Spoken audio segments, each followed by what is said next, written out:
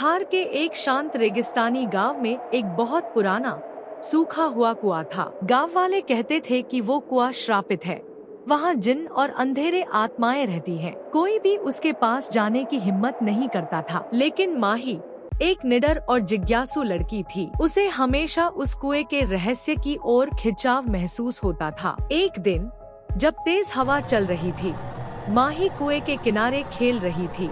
तभी जमीन अचानक कांपने लगी। माही का संतुलन बिगड़ा और वो कुएं में गिर गई। लेकिन अंधेरे में गिरने की बजाय वो नर्म सुनहरी रेत पर गिरी, एक चमकती हुई रहस्यमय अंडरग्राउंड दुनिया में, जैसी उसने कभी देखी ही नहीं थी। उसके चारों तरफ जादुई प्राणी थे, चमकती परियां, फुसफुसाती रेते और दयालु आंखों वाले जिन्न। यह एक छिपा हुआ शहर था जो सदियों से चुप्पी में दफन था। हवा में पुराना जादू तैर रहा था। माही को जल्द ही पता चला कि ये शहर कभी रोशनी और खुशी से भरा था, लेकिन एक दुष्ट जिन्न जिलोलन ने सबको अपने जादू से कैद कर रखा था। उसने शहर के दिल को एक जादुई दरवाजे के पीछे बंद कर दिया था, जिसे सिर्फ एक निर्भीक और सच्चे दिल वाले इंसान के शब्दों से खोला जा सकता था। मुझे डर नहीं लगता। माही का दिल जोर से धड़क रहा था, लेकिन उसने खुद को संभाला, आंखें बंद की, गहरी सांस ली और पूरी हिम्मत से कहा, मुझे डर नहीं लगता।